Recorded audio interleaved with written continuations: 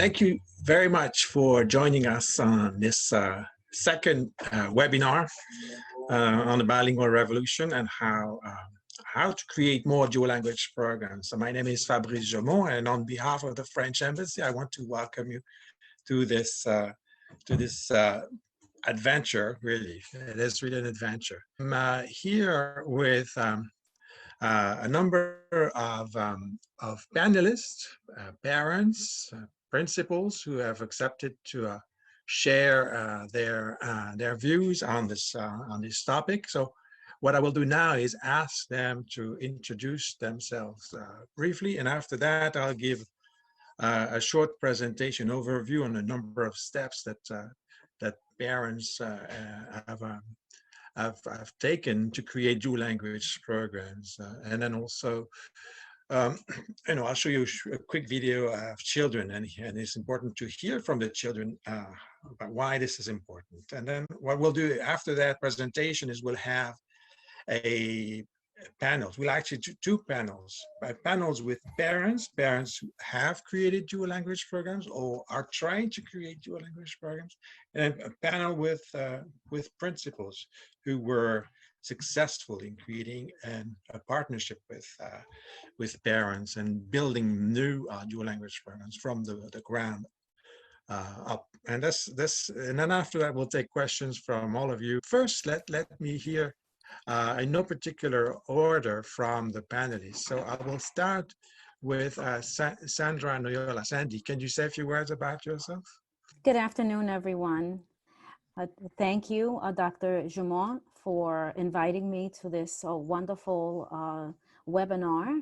It's an honor to be here alongside my colleagues and parents. And I am the principal of Public School 147, the Isaac Remsen School for Environmental Engineering. And we're located at 325 Bushwick Avenue in East Williamsburg, Brooklyn, New York. And I am the proud principal of the only and first Japanese dual language program in the entire New York City Department of Education. Maria, you're next. Hello, everyone. My name is Maria Kott, and I'm a parent of graduating senior already.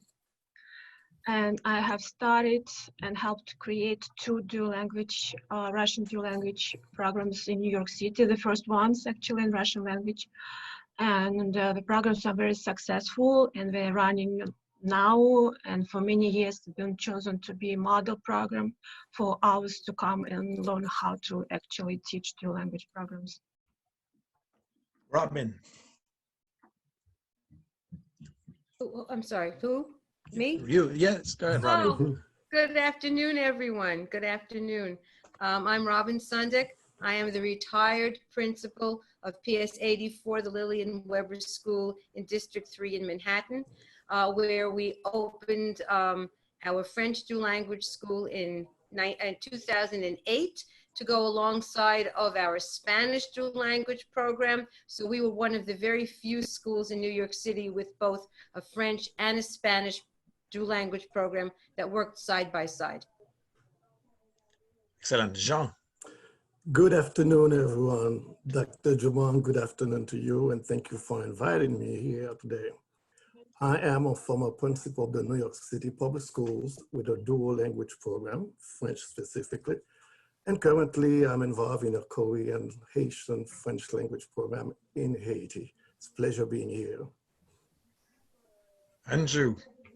Hi, good afternoon. I'm Andrew Feaster, and I'm a parent that 2 years ago tried to start a dual language program, and life happened, and then now we're in the process of trying to reboot, basically. And in the process, I've started the only Korean drop-off preschool in Brooklyn.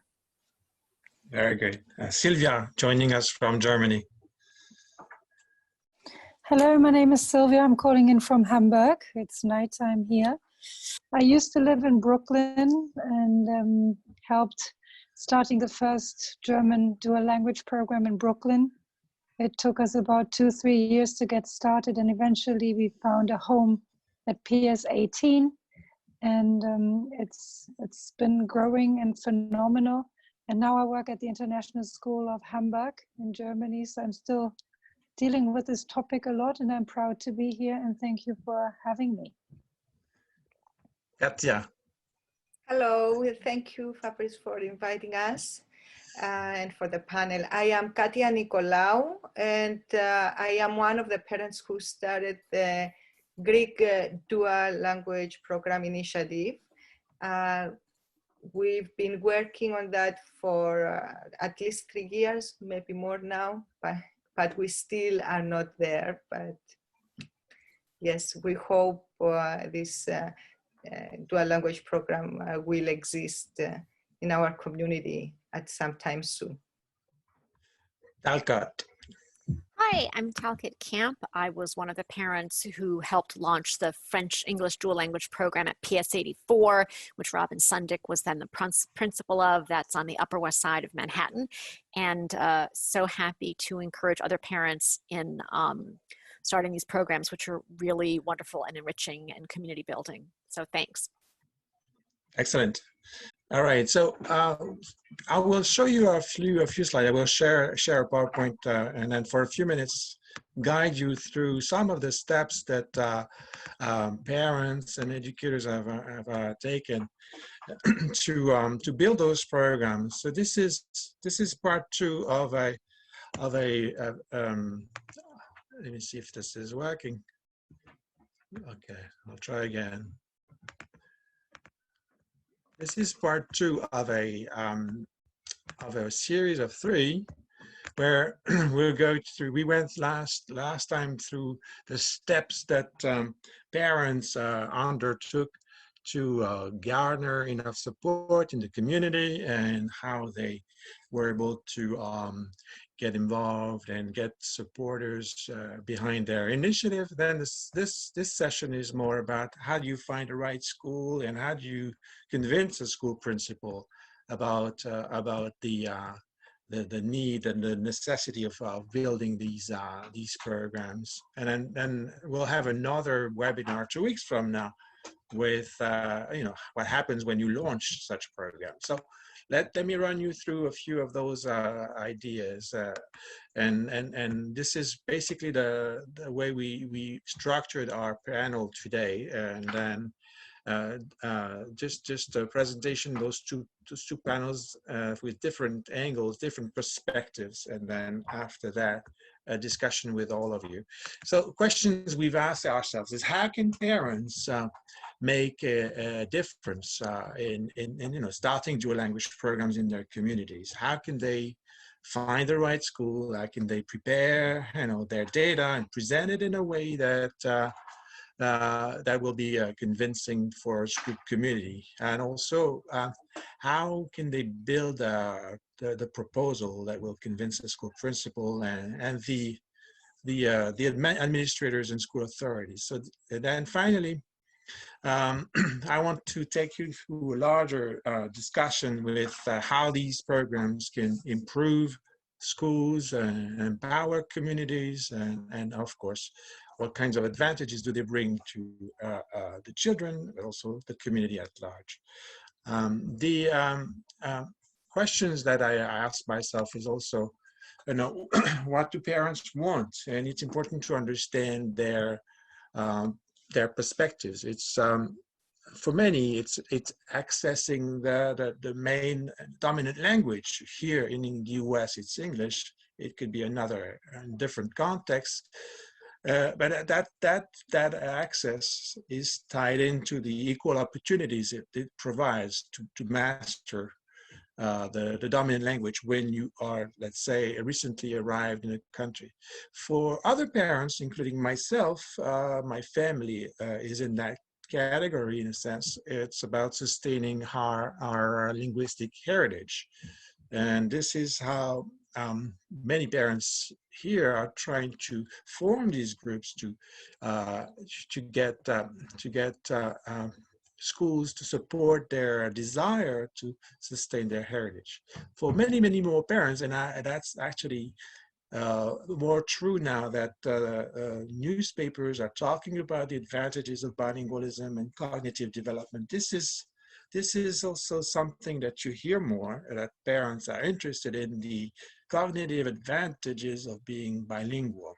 And then, of course, for many families, this is about professional opportunities, you know, what mastering one or more languages will trigger in terms of economic opportunities. So ultimately, these visions, these perspectives, all want the same thing, which is about creating a multilingual society with more access to languages, language programs, and the cultures behind them. So there are examples that I could tell you about how some of the programs influence and help build strong communities. This is one in Brooklyn where an Arabic dual language program was started a few years ago.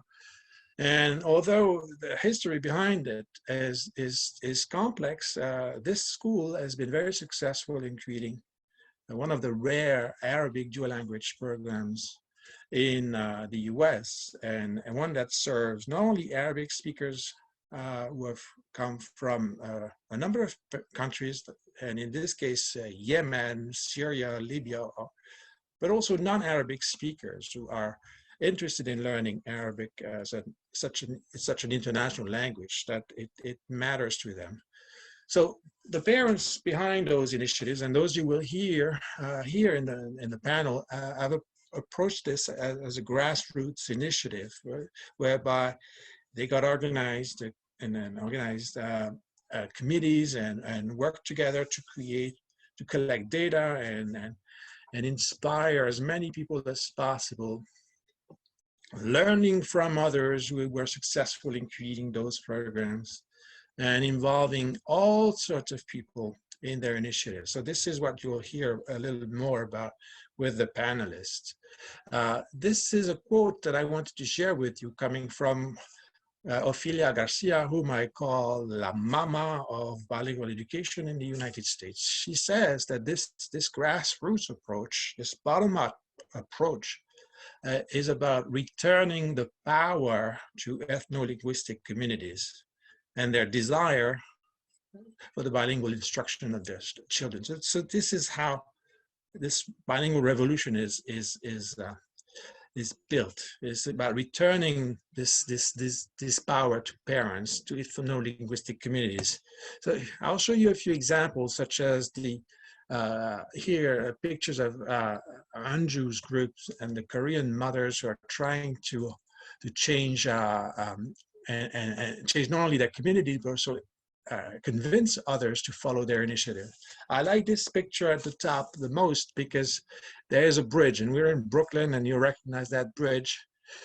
But these programs are definitely about building bridges, not walls.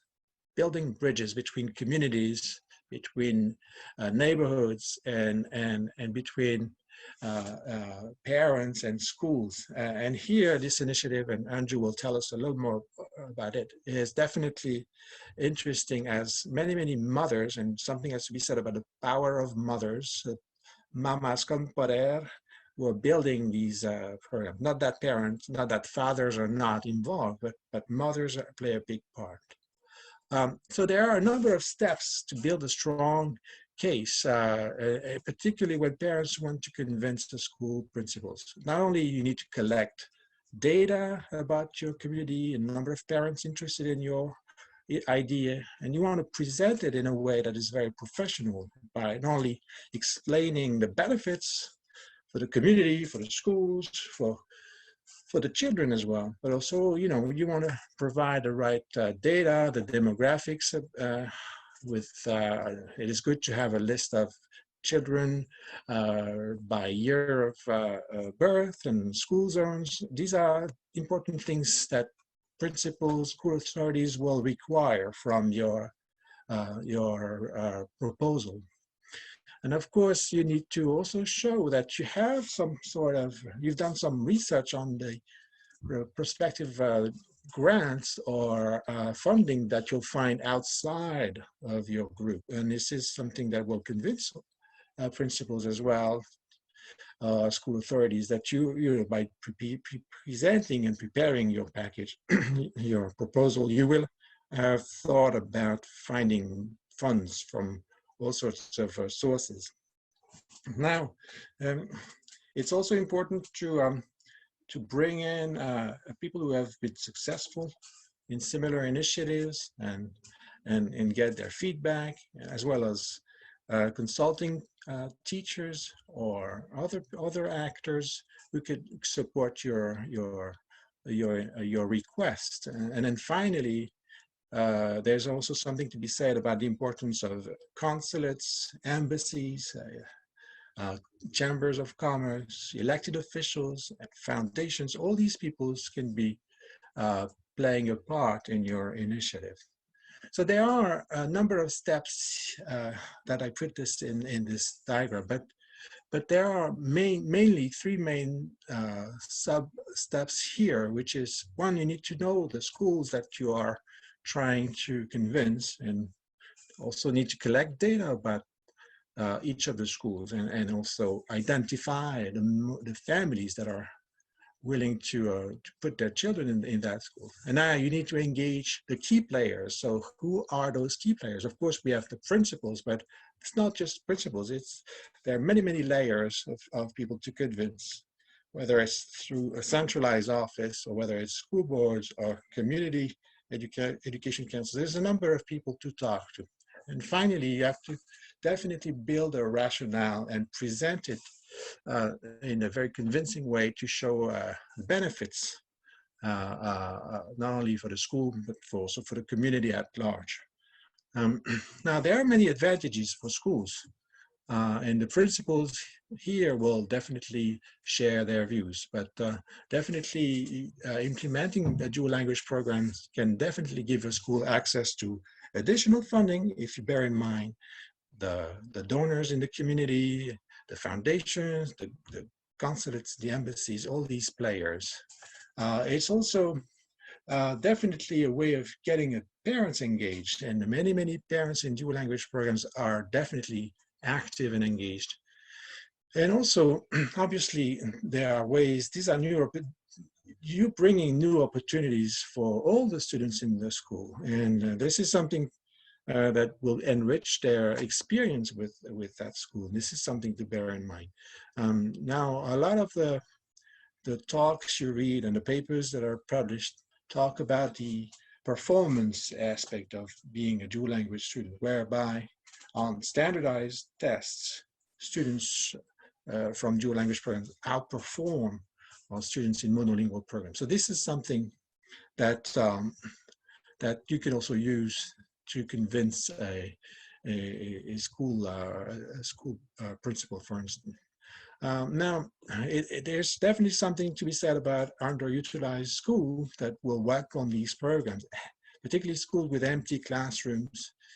This is a way of providing a new identity, a new blood to the school. So this is something that you can also use as your argument.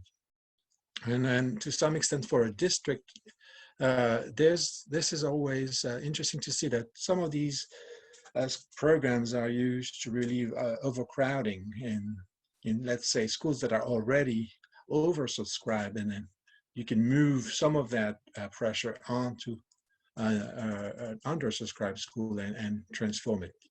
So these are the different ideas, different factors that will boost a school, its visibility, its reputation in the city, in the neighborhood. Some of the programs, and here I'm choosing one that was started by parents 30 years ago in Brooklyn in a Spanish dual language program at Cypress Hills Community. Some of these partnerships that were built were very key to the success of the program. And here the two ladies that I'm showing, one is a principal and the other woman is a parent, and together they share the same authority on the school. They lead the school together, and this is an interesting model, which shows it's strongly advised to build strong partnerships between principals and parents, as we will hear in the panels. There are a number of advantages for communities, definitely, because not only the dual language programs will increase diversity in the classroom, and there are ways that this experience will help integrate different perspectives, different cultures, different languages. It's very inclusive in a sense. It will also provide access. So again, we're in public schools, so it will provide access to these quality programs to children who perhaps could not afford these kinds of programs in public schools. So this is something to bear in mind.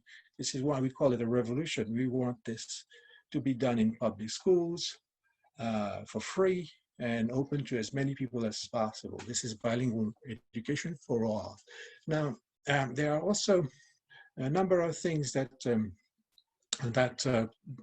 communities will gain from, not only because different players in the communities will be gaining from the experience, and you know, this is a way of breaking down barriers and creating more tolerance and understanding among different linguistic groups. And this is something that these programs have done.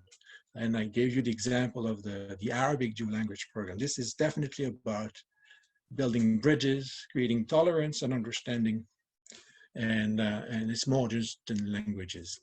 And finally, there are things to be said about not only the implication of parents, the fact that they are actors at the center of action, that they will do everything they can to revitalize the schools and the neighborhood, and you'll hear that from the presenters. There is another example of a Polish dual language programs that was created in Brooklyn, and now that is creating and growing throughout New York City. Polish dual language education has been done through Saturday programs, and now with the help of public schools and dedicated educators and school leaders, Polish dual language education is growing and is serving to sustain linguistic heritage in areas like Greenpoint in Brooklyn, where I actually live. There are many advantages. In a nutshell, this approach is about definitely advancing our societies, not only by investing in our linguistic heritage, but also creating our new generations of multilingual citizens. This is for them, we're giving them more opportunities to succeed in life, and the fact that we're placing parents at the center makes a strong case for these programs. Everyone gets to play a part, and for that we need obviously to create an environment that will embrace diversity, the different cultures coming in, our linguistic heritage, and definitely it's key to facilitate this dialogue between parents and schools, as you will hear in a minute. So this is about, this is not about language or just language, it's about respecting each other's differences, it's about building bridges and bridging those gaps that are somewhat found in schools. To conclude, I will show you a quick video from the children, because it's important to hear from them.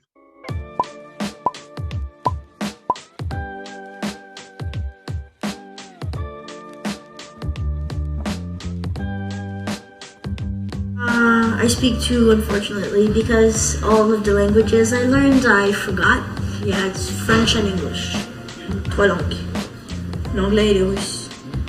Хорошо, а у тебя? Tout le temps, je parle en russe dans la classe française. J'ai appris le français chez moi avec ma mère. Et mon père, qui est américain, il m'a appris l'anglais. Alors, j'ai un peu appris les deux en même temps à la place de une après l'autre. Je parle l'anglais plus que le français. Le français était mon deuxième langue, pas mon premier. Mais ma mère est française et elle m'a appris le français. I'm planning to learn Spanish, and I'm also planning to learn Mandarin. Je lis en français, je lis en anglais. I don't read and write. Well, I'm like very basic, and I don't know how to read that well in Russian. Je lis des livres anglais, mais je lis des livres français. Ma mère achète des livres français.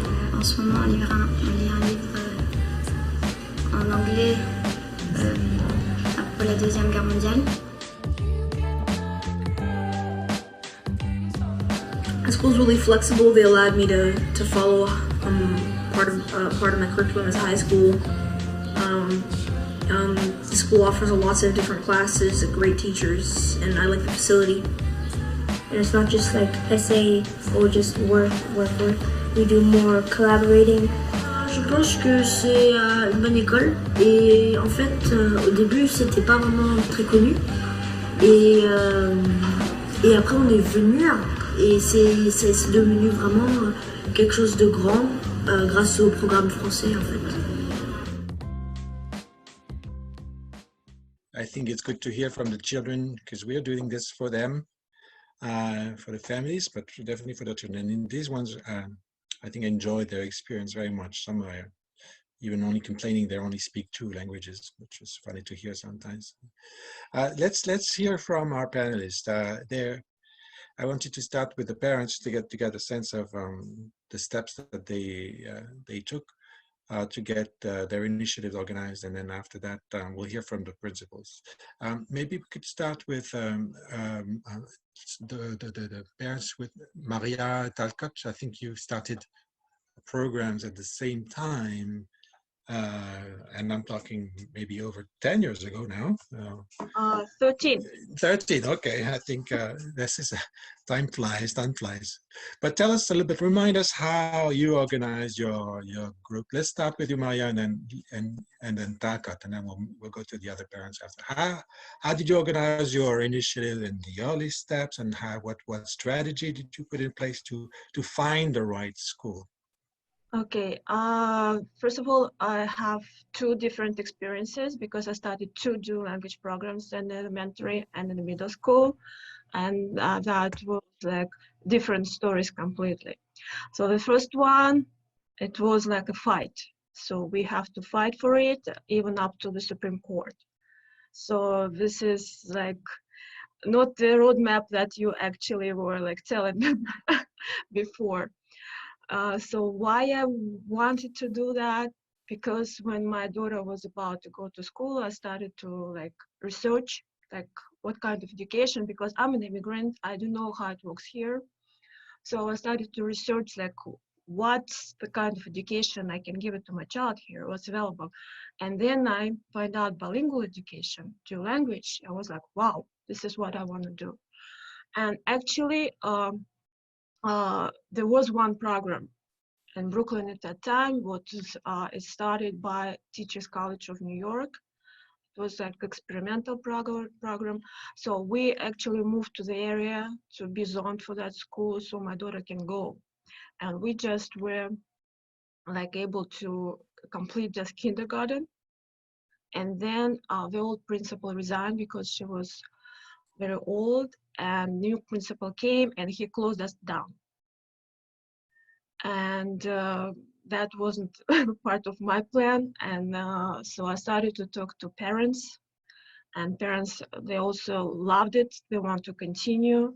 So we started to build a group. And then I started to look around, okay, so we want it, but why we can have it? So I started to do my legal research, and I started to search actually the laws, and I found out that we have the right to have it, because we have the numbers, we have the community, we have the children, so we had everything to have that program. We were entitled, we have the right to have it, but administration said us, no, we're not gonna do it.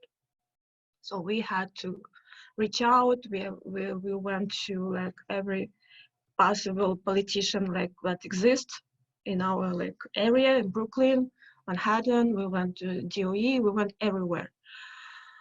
So we made a lot of noise, but still administration said no.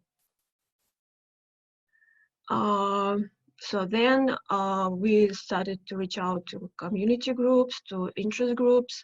So we will build a partnership with Advocates for Children. And together we actually were preparing a case to go to Supreme Court. And then that news were like known and DOE, so then they started to talk to us. And when we were able to actually have a program, even the principal was denying, he didn't want to have it, but he was forced by DOE to start it for us. So that was my first experience for elementary school, but everything worked out fine because we didn't want that tension. So I was trying to, like, parents were, like Russian parents were trying to like ease that, because it's also good for kids. We don't want to like be in a school where like no one wants us. So we started like showing that we actually benefit, not the enemy. So we were building like cultural events, and what was really successful because it was like 50 years of the first man in space, and who was Russian, Yuri Gagarin.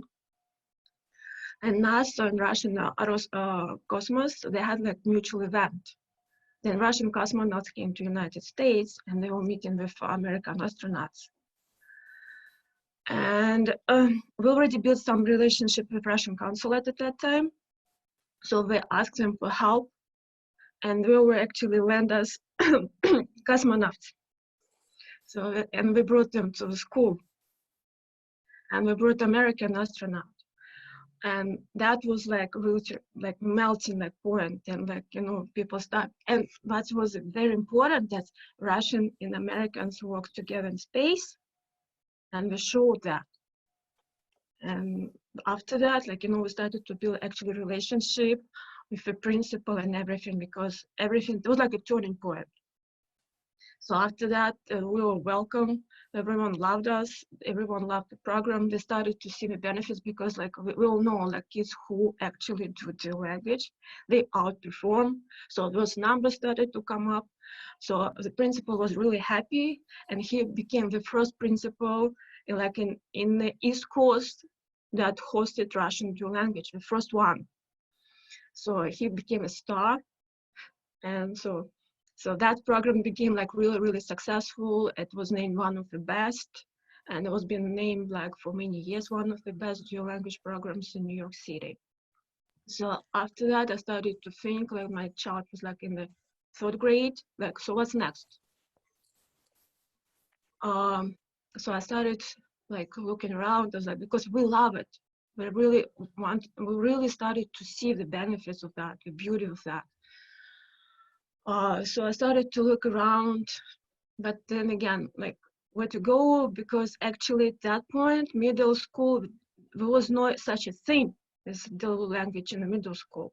I was actually the first one. And you told me yourself, Fabrice, that I was even like a year ahead of you in that initiative. So really didn't know what to do. I also like did a lot of research. I was like reaching out, because at that point I already knew a lot of people in education. So like how, like where to go? And my first idea was to start charter school, because I didn't really know how to actually manage and create like middle school, because it's never existed. So, and then at one point, one of the parents tipped me that there is this new principal in the school and the neighborhood. The school is like really bad rated. No one wants to go to that school. It's like classes are empty. But the school got new principal who want to change that. So then I took a group of parents and we went to him and we introduced him the idea how we can help him to change his school, and how he helped us to actually, like, you know, create the educational program for our kids. And first he was confused. He didn't understood what we're like talking about.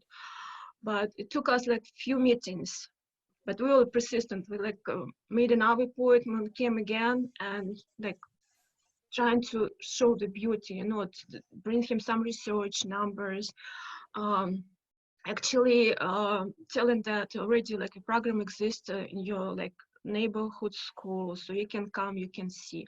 He actually sent some of his teachers to the school to see how it works, to meet the children. And he said, yes, I like it. But this was more positive than the Yeah, first experience. And Yeah, the first one, yeah. we'll go back to this successful story, but it's good to hear the steps, and for many programs actually it's not an easy track.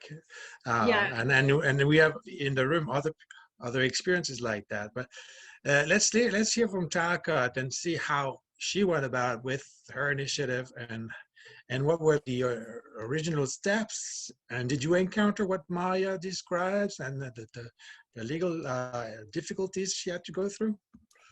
Not at all. I would say what my experience helping launch the program, the French English dual language program at PS 84 in Manhattan, was, yes, you know, it was a bumpy road and it was difficult. It was a lot of work, but we had exactly the opposite situation with locating a principal and locating a school, because Robin Sundick, who's another panelist, was immediately just open and enthusiastic to the concept of adding another dual language program.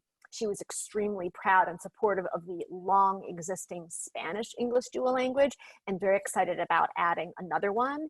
And I remember her saying, as a way to explain the philosophy of the school to parents, the more languages you can teach children, the better. English and Spanish and French are languages. Music is a language. And she was very, insistent on having a strong music program, being a musician herself. So that was a dream philosophy to find in a principal.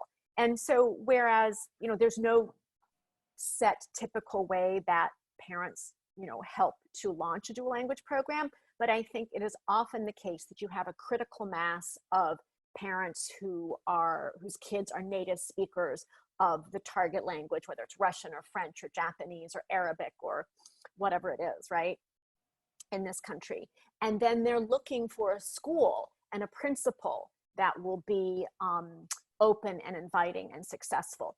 For us, it was the opposite. We had a tiny, tiny number of families whose children were native speakers of French or truly bilingual, but we had the dream school. So with this support from the principal, our biggest work in the unbelievably tight time frame in which we launched a French English dual language kindergarten and a first grade, it was under a year. It was, I'm getting exhausted now just thinking about it, but our big task was to bring in families whose kids were native French speakers or truly bilingual, truly fluent in French. Because in the model of dual language programs that we were launching, you had to have a critical mass who spoke the target language fluently, and they could also speak English or not. And the idea was that the folks who spoke English, the kids who spoke English, would help the non-English speakers learn English, and the kids who spoke French would help the non-French speakers learn French.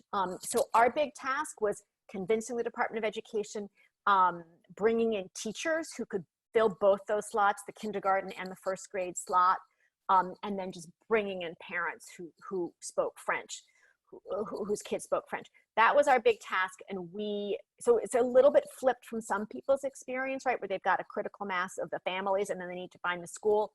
We had the school, we had to find the families. And we were reaching out to Francophone radio stations and bakeries and restaurants and community groups and preschools, everything we could do. We went out with flyers and emails. Everything we could do. When I was checking out buying my groceries, if the person ringing me up was speaking French, I would start accosting people. I would talk to people on subway, on anywhere and everywhere. And we even had little cards made up, and I had my cell phone and other parents' cell phones and this email address we had set up just to talk to people about French English dual language. And we ended up fielding questions from people who weren't even necessarily coming to PS 84, but to other parts of the city. And it was terrific and exciting and really a lot of work. And so our partners were super important. Fabrice Jaumont at the French Embassy was just an incredibly strong partner who also helped us communicate with the Department of Education. There were issues to work out, like visas for one of the teachers who would come from France, who moved from France. And that was really, really difficult. And she would not have made it without Fabrice's help, for which we're eternally You don't grateful. have to say all these things, you know. Okay. But thank you. But thank you for saying that. But anyway, so another important partner was UFNY, E-F-N-Y, E-F-N-Y, French Education in New York, Éducation en Français à New York, which was a group of parents dedicated to French English education, dual language programs, and also after school programs. And they also had prior experience opening one other dual language program in Brooklyn, PS 58, and they were enormously helpful. Basically, you know, technical advice. Here's how you do it. Here's how you go about it. And I mean, really, you know, over the years, we put together a roadmap of how to create a dual language program, and Fabrice has really taken over that work, and this is the continuation of it. So partners super important, and I think the most important issue is a supportive, strong principal. There are other ingredients you have to have, but if you don't have that one, you can have all the others and it will still fail. So find your principal. Sylvia, does it ring a bell? Did you have a similar experience? And did you have a school in mind? How did you find a school? Well, when I jumped in, maybe I have to start. I met Fabrice's wife, who told me about bilingual programs, because I didn't have even children in the school age yet. We were still talking about baby clothes.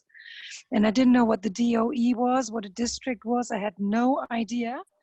And she only told me, well, my husband can send you a PDF. And I basically got the information that you were just sharing, because he had nicely put it together, and I never questioned the roadmap. I thought there's just one way to do it. And being German, I just followed the guideline. It said, like, get the people together, put a list together, find a principal. And I took it as a go-to. Well, it was a draft that I just followed like a military person. And so we did it. We didn't know which district we were actually going to, because we didn't have the base. Our biggest concern was the English language learner topic, because I think the DOE finally realized, well, this is a number we have to look into. A lot of parents have convinced us to start it, but then they didn't bring the numbers that we need to actually have a legal base. So we were playing around in different districts, talked to everybody. And I think, well, Maria said that in the beginning, I think there were all these tipping points, these moments, these momentums, these changes or milestones. And I think one of our key milestones, well, the first one I think was our kickoff meeting.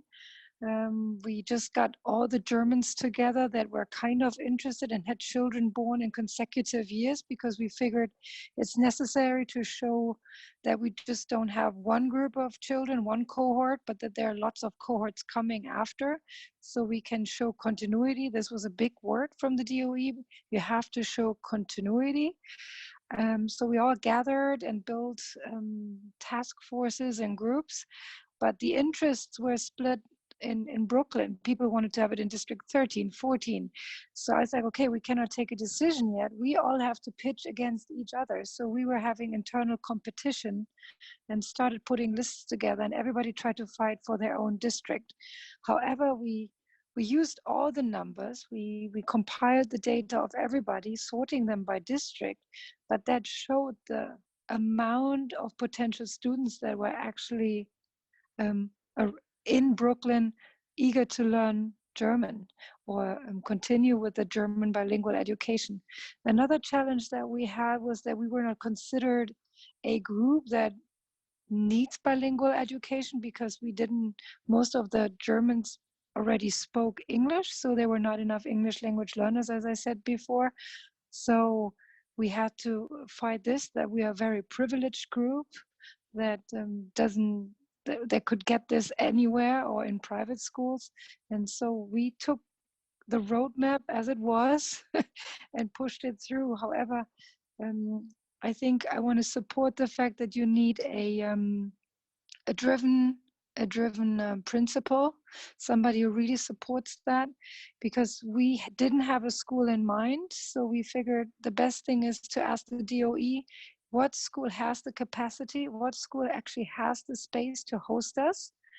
And then they came back with one school, but that principal didn't want us. It was too complicated, too much work, too stressful. However, they put this task on him. He had to deal with us, but we just failed. There was no interest, and if the principal doesn't support and drive it, then you don't get anywhere. And then we put a lot of pressure onto the DOE and said, like, okay, guys, we now showed you that the Goethe Institute is behind us, that the German embassy is behind us, that we have big German corporations that are supporting us.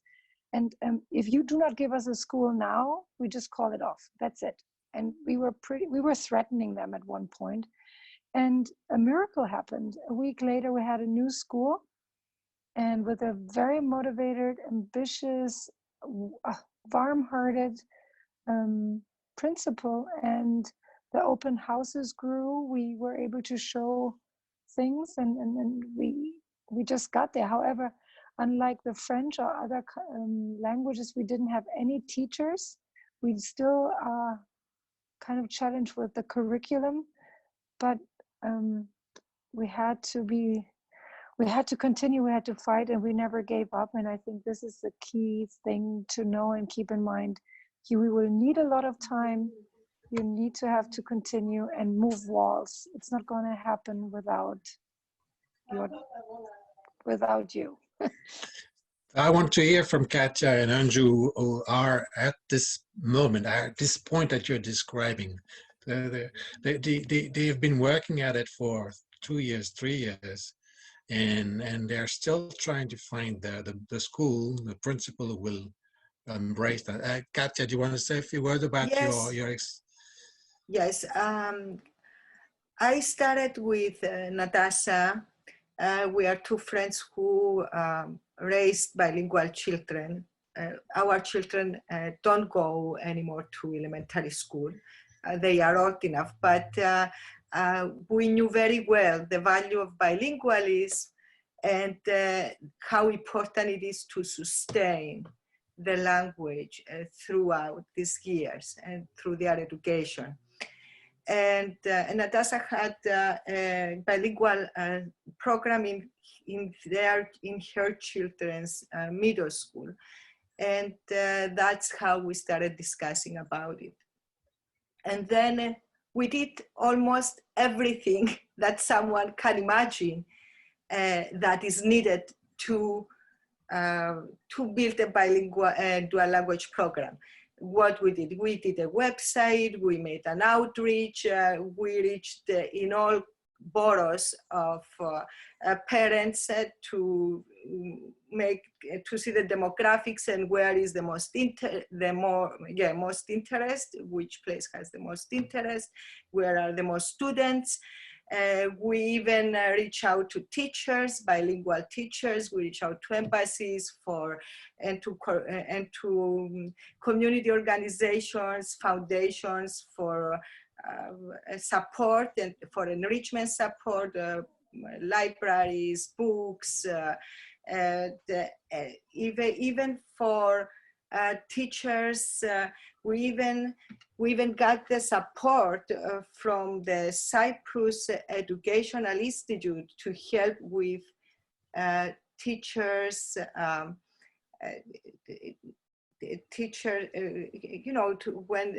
to help with the teachers programs, how to teach Greek to students in a dual language setting. So more or less we had everything ready where we would start looking for a school.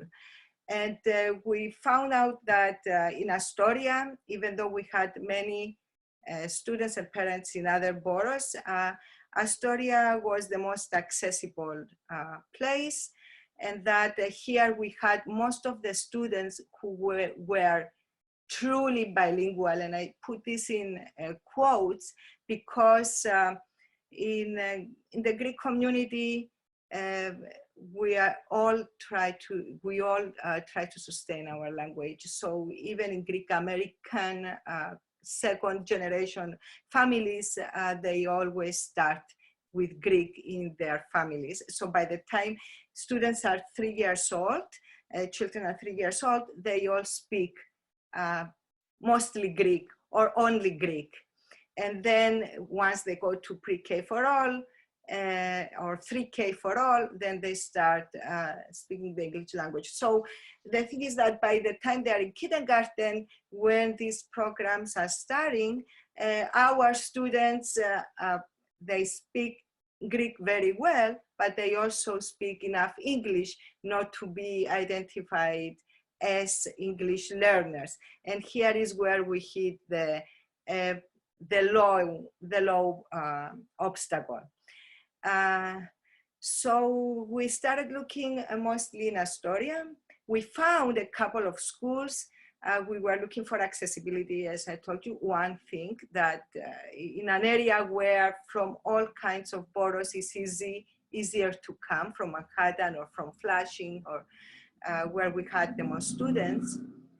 And the other thing that it came out to be important at the end, it was that the school had a policy to could accept out of zone students. I mean, they brought that as a problem that the school should be able to accept would be an out of zone school.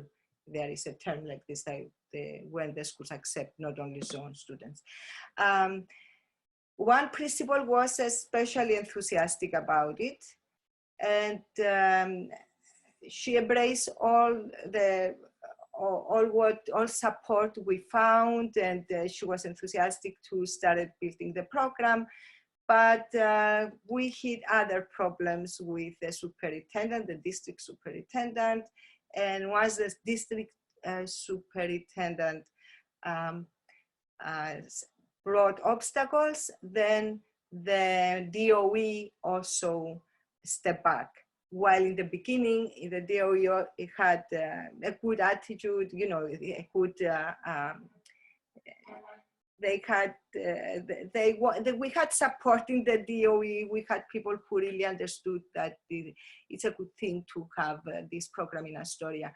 But once the district superintendent said no, then everybody else stepped back, and then we had to go into a fight, as Marianne described it.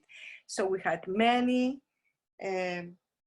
meetings with the DOE, one after the other, and they were asking us more and more, and then you have to pay, even at the point we even heard you have to pay for the teachers, you know, so in a way that it could be impossible to make the program. After a long time of back and forth, then the executive superintendent decided that he will do something about it. So he created a committee where we would also participate, and two English language learners, officials who would be Greek, would also speak Greek, and someone who would be a coordinator. We would form a committee and then look around for the right school according to their opinion and what we can do with a program to help the Greek community, but they didn't want to call it dual language program. So we were at the process on this special committee where we are still discussing how this what phase, what form this program would take. And of course, we were insisting that it has to be a dual feature in the program, not just 1 hour a day Greek, let's say, but it should be at least one other. That's what was our ideas that we brought on the table, that it should be at least one other hour that should be taught in both language or alternate. Very good. So your fight is still going. That's what I Our said. fight is still going. Now is the coronavirus pandemic, so Sure. everything is tough, and we'll see.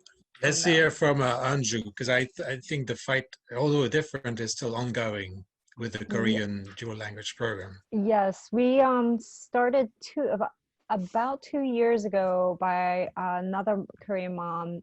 Her name is Nari, and she spearheaded the project. And we were both pregnant at the time with our second children, and she had her baby, and she had gathered a few interested families, and we had started meeting, but it was very hard. As we all know, we have children, and it's hard to have a regular meeting. We were in the process of compiling data on how many Korean population there are in Brooklyn, whether it was viable to start a dual language program in Brooklyn, as in if we had enough families to get the DOE interested. And after that, people, I guess, life just started happening. She had her baby, and the group dismantled. And about 6 months ago, 8 months ago, I started looking into it again to just try and reboot the Korean dual language program group. And so right now I'm trying to build a community back up from scratch. So I've been looking at different ways to get interest. Like one of the moms said she was putting up flyers. That's what I started doing, putting up flyers, posting on Park Slope Parents Group, which is a huge parents group in Brooklyn. Where else? On Facebook, word of mouth, and putting up flyers in post offices and restaurants and bookstores. And I think, and also I tried to start a Korean story time in Brooklyn, because it doesn't exist in Brooklyn, to see if to get a sense of what the interest would be, and to also build a community. I figured that would be a good way to meet other interested parents and build a community. And then the coronavirus happened. So I guess I'm trying to, whatever small community that I have started, we're keeping in touch, and we're trying to reboot again. I want to include the principals in this conversation before hearing from the parents again, because I think they have some interesting perspectives. Maybe from Jean first, and then Robin and Sandy. What are some of the advice that you could give parents, particularly when they approach you with their project like this? And what are some of the things that you'd like to hear from parents, or how do you build those partnerships with parents, particularly at this stage when they knock at your door and say, okay, how about this? How about we do this dual language together? Joe, do you have any thoughts on that? Sure. Well, let me begin by saying that it really saddened me to hear some of the struggles that parents who are here today had experienced in bringing a dual language program to their schools or in their neighborhood. Fortunately enough, Talcott spoke on an issue that was very positive in her case in terms of her relationship with that principal. But I must also say that on behalf of many principals out there are many of us who cherish the challenge of bringing the best education to our youngsters. However, it takes work in the making. To start with, parents need to know definitely a bit more about the leadership of the school. I would say that there are many missions out there. At times, there could be an opportunity for lack of communication to really get the principals on board. But nonetheless, they need to be challenged whether they like what is being proposed or not. But if we are both fighting for the benefit of our youngsters, we want the children to be exposed to the right type of education, we need to work together, parents, principals, or administrators, to make that happen. So I congratulate those parents in their struggle. And what I come out of, from what I'm hearing, is the levels of advocacy to bring the proper education for their youngsters in their own neighborhood schools. I find myself in line with these parents who are seeking for the best for their children. I have been fortunate in my years of working with the Board of Education that when parents comes to my door, we have a decent conversation to make things work for students. I have been perhaps the one who brought a dual language French program to a school where the building where I was assigned needed a facelifting so that it could get itself on the right track. For that reason, when a group of parents came to introduce the notion of the type of education that they needed for their youngsters, we were already in line to make that move a positive move. They knew the mission of the school where I was. They were very active in attending our PTA meetings. They were never absent. They were there. I hear their comments. They hear what was driving the school to the level that we wanted to reach at.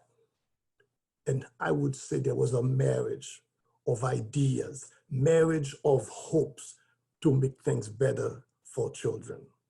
And we took these positive vibes and jumped with it.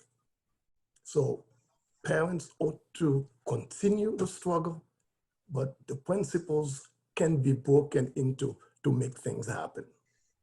Robin, let's hear from you, because you were had the head of a school which had two dual language programs, a Spanish dual language program and a French. How did you build those partnerships with the parents? And then one of them is here actually. So how was that put together? Well, I was very happy and very thrilled. I had the dream team. Thank you, Talcott. And then the group of parents that approached me back in 2007.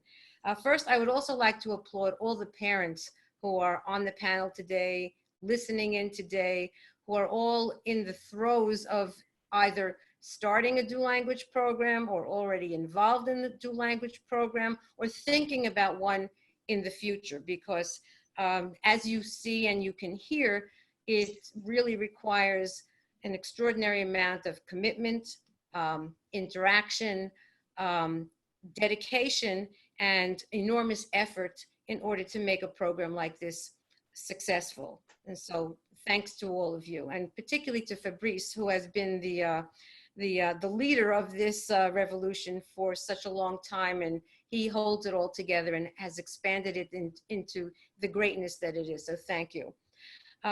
Dealing with parents when they come in, I understand the need and the desire that they have to create this beautiful program for their school.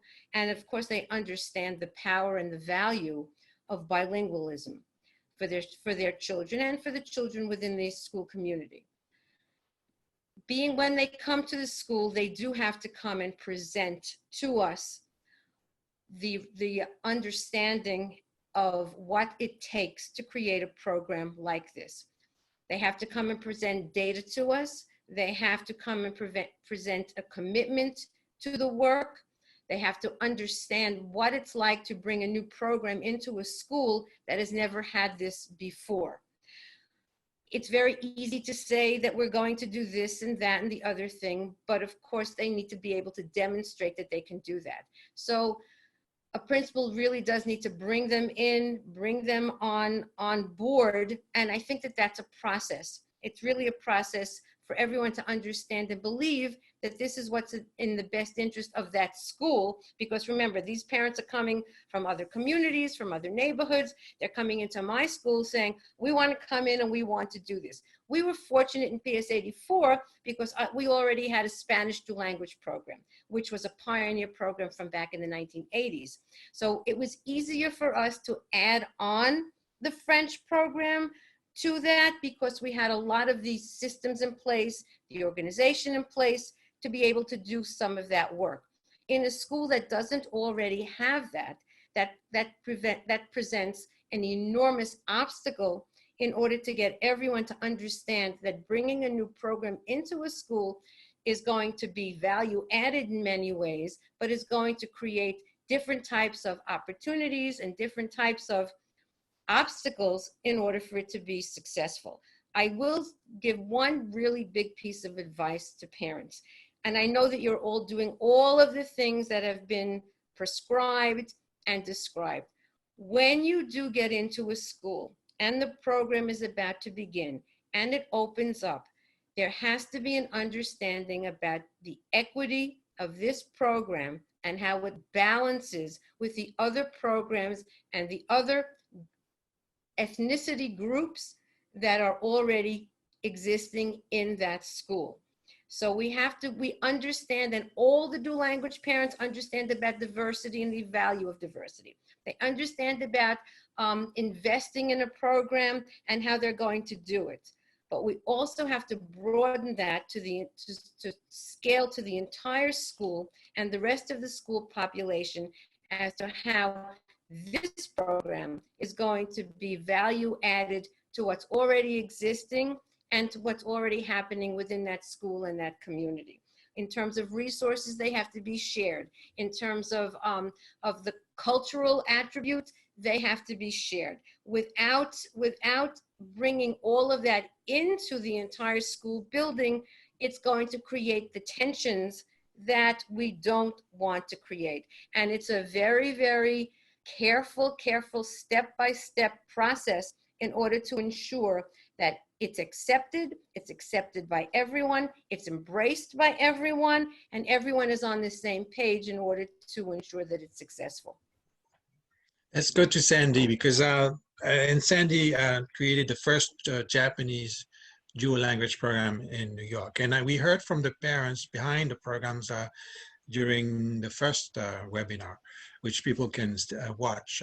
It's online. But Sandy, what kind of partnership did you build with this group of mothers, actually mothers, right? 5 mothers who came to you one day and said, okay, we want to create New York City's first Japanese dual language program. Can you do it? Well, at first, when the parents approached me, they approached me through an email. And they were very organized in their email. They listed their proposal. They were very specific. And they just wanted an invitation to the school. I thought it was a hoax. I nearly deleted the email. And something told me in my spirit, you know what? What do you have to lose? I was struggling with a school that I inherited that needed to be reinvented. And my enrollment was declining. I had under 200 students in a pre-K to 5 school, and I was being threatened with a charter school moving into the building, which was already co-located with, at the time, it was the Brooklyn Latin School. And so I called the superintendent. I let our superintendent know that some parents had reached out to me, and I was intrigued by their proposal, and I wanted to host their visit. And that was the beginning of our first meeting together. I have to say I was very fortunate by the foundational group of parents who came to meet me. They were extremely organized. And I have to give you the credit, Dr. Jaumont, because they expressed to me that they had been working with you behind the scenes, following your roadmap to know exactly what to bring to me.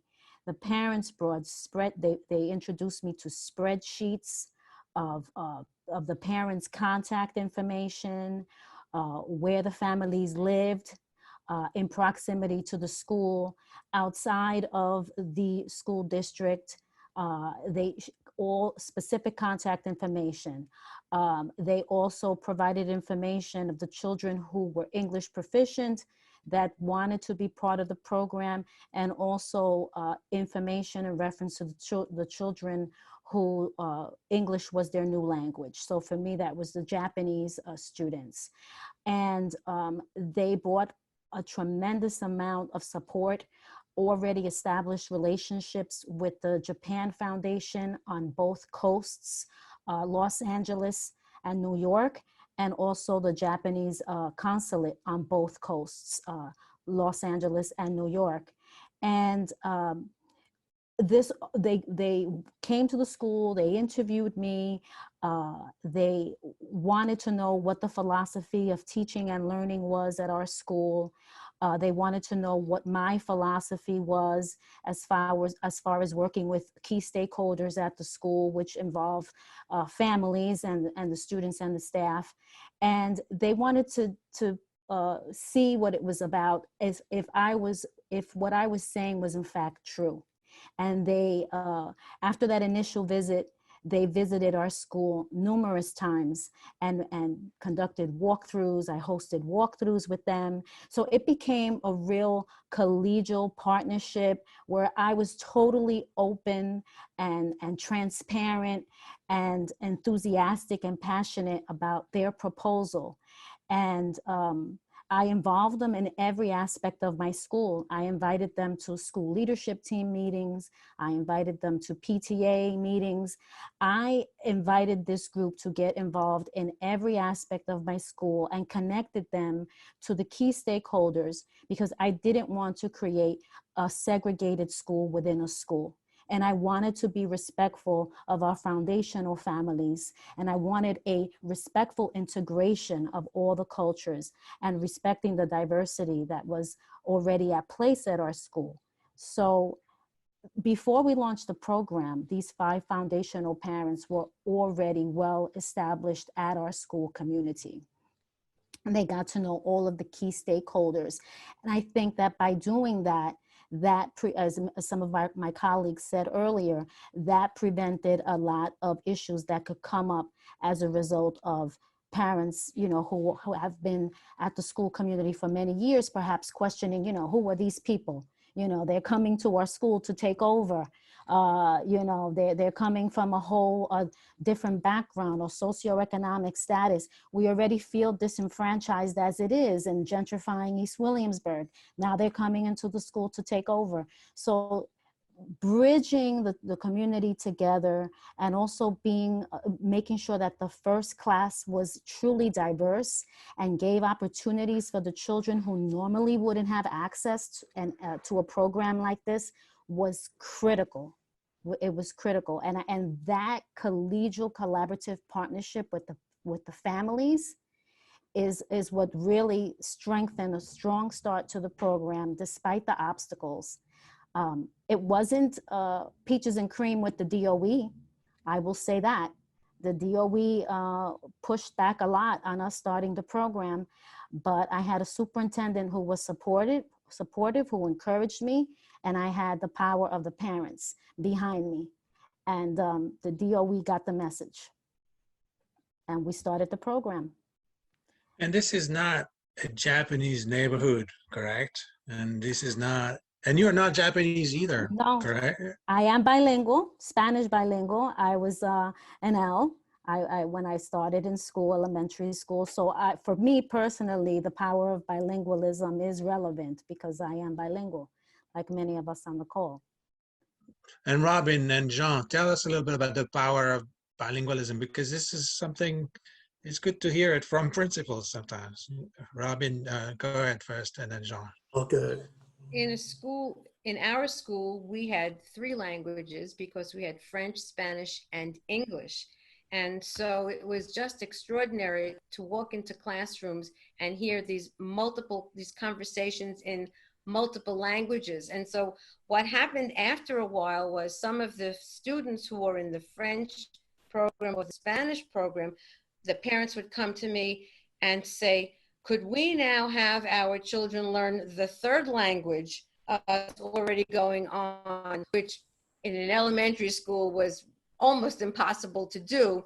So they wanted to become trilingual, as a result of seeing the benefits of already learning two languages. But And Jean, so it Jean, just became, Jean will confirm that, I think, because this is what he's building on his end.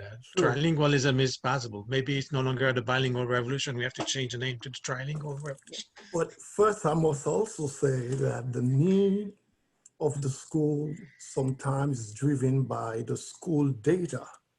But with that, very often, as we are speaking about bilingual or different languages, people have a fear that it will somewhat minimize the work that needs to be done to move the school.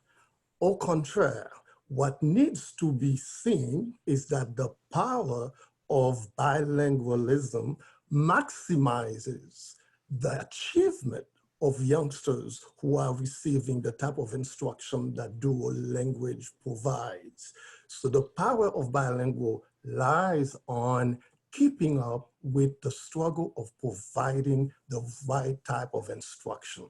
And that I know my colleagues out there are striving to make that known in all programs. We have research to support it.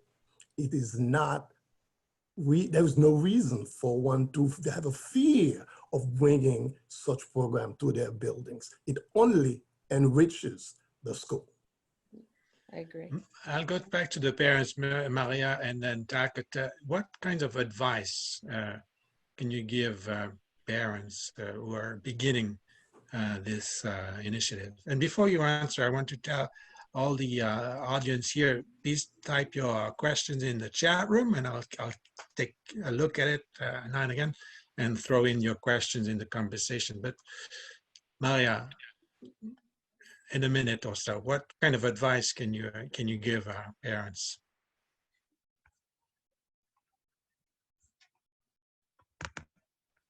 Good.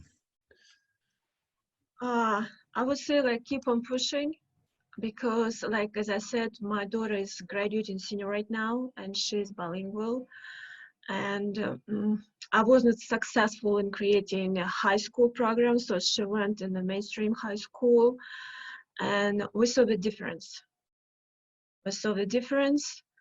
And I also saw the difference how she thinks. That was actually very amazing, because our bilingual kids she went from kindergarten to 8th grade for bilingual education, and that type of education taught her to think. That's, I think, the most like valuable asset that she got, besides like knowledge and languages and like culture.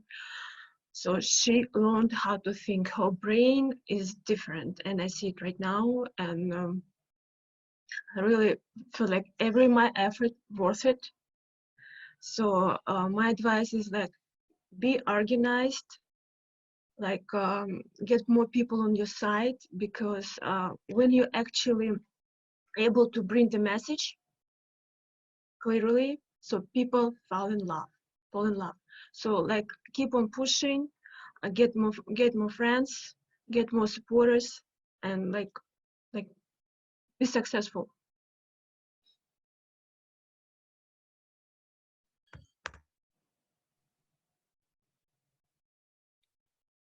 Sorry, are you calling on me? Oh, sorry, I muted myself. Oh dear. Go ahead, Takat. Yeah. Right. So I think, as folks have said before, for me, the top line points for parents seeking to launch a dual language program are organize, and be organized. It's going to take a lot of work, whether it's finding parents or finding the school and or lobbying with the Department of Education. It takes work, many hours over a long period of time. At PS84, it was extreme. The launch was extremely compressed. I think that's unusual, right? It was less than 12 months, sort of terrifying, from idea to launching a kindergarten and a first grade. But even after that, we were still doing a lot of work to, help, find, keep sustaining till the word really got out to a larger community, keep bringing in parents of Francophone children. And that does, for French, it's much more than one country. And I'm sure that's true with many other languages too. But so broadly reaching out, really organizing, rolling up your sleeves and getting ready to work, and find that principal who's going to be your partner and your champion. Sylvia, do you have something you could give to others? And then before you answer, I see there's one question I want you to start thinking, all of you, about that question. It's about starting dual language program in small cities, not large cities, and how do you build support from people in small cities to build dual language programs? I'll go back to you after that on the question, but go back to Sylvia with what kind of advice would you give families, parents at this early stage? I think what helped me the most was reaching out to a lot of people that are on this call right now, on this panel, learning from parents that have been through the process, because you always get the insights and you don't make the same mistakes that others did, or you're aware of what's going to happen. And we also need to look at this, as you always call it, the bilingual revolution. We need to make sure that we also get involved in the politics to make these changes, that we do not have to have the same discussions over and over about what is an ELL, and that the overall idea of what does bilingualism mean for the children is the key question, and not do you bring sufficient children, or do you meet the data, the key data. So I think aligning with others, listening to others, learning from others who have done that. And what I just thought, we didn't speak about these two things. What we did, we organized play dates in our community to form the groups, because people were hesitant to go to a school where they didn't know people. And well, if you look into the schools that have not that many people, some people are scared going there because they're like, why should I go to a school that nobody else wants to go to? But if you go as a bigger group and you form yourselves and you find friends, it's much easier to drive projects like that. And that's good. I think it's actually a very important part, that the friendship that has been formed with parents within the core groups. This is something that have been helping those initiatives. This community effort. And the third thing that I was just having in mind was, I forgot it. I cut you off. Yeah, no, that's fine. I was just, I think, building this community. Well, I think this is enough said. It's a gift, and we all are very thankful that you helped us on that road. But I think there are others that can share some other thoughts on this. Anju, and if I remember it, I will lift my arm. We'll go back.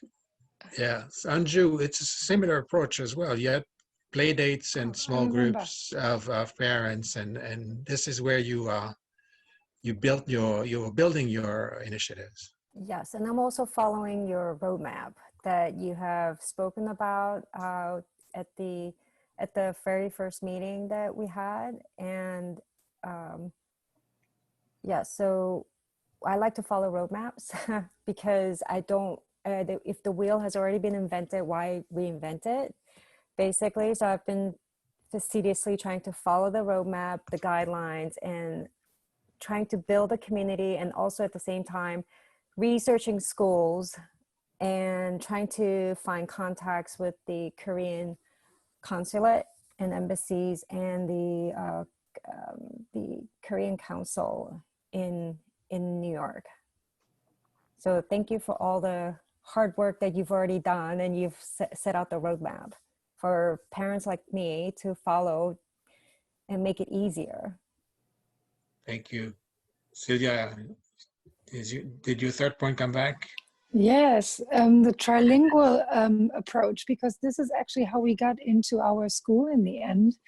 They already had a Spanish bilingual program, and by selling another language as a USP to them, this got us in, because the main group didn't have anything to lose when we came, because their children had an additional benefit. So maybe, and we discussed that earlier, schools that have learned already how advantageous it is to have and host a bilingual program might be more willing to welcome you. But then there's always the space issue and the capacity issue. However, this is a really good, maybe it's a neighboring school and that's a good exchange. I was just thinking of how you can start it and what are different aspects that we haven't discussed that much. That's it. Thank you. Katja, will you keep on pushing? Yes, we will keep on pushing, and it's very important to know for new parents who want to start that, to know from the beginning that it may take a lot of effort and it may take long, so don't get frustrated. Know that see it as a long-term, maybe a long-term goal. And it's important to involve as many parents as possible in the process, because you fight together, and that's more bearable when you have to go through all these conflicts sometimes with the DOE, as us, or the superintendent. And yes, one can push the other to stay on the goal.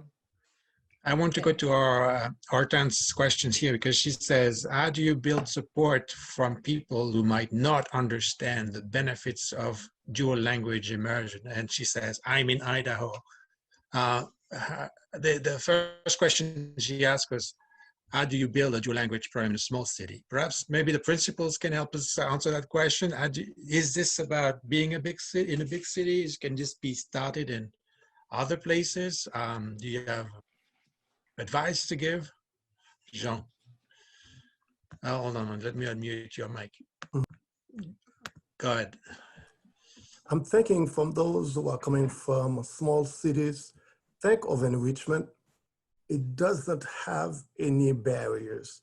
It's a matter of gathering the interesting parties together and initiate that dialogue, because you may think that you don't have the resource that's available, but as long as you're about to reach out to other folks out there, you'll see you might have plenty around you that you aren't aware of.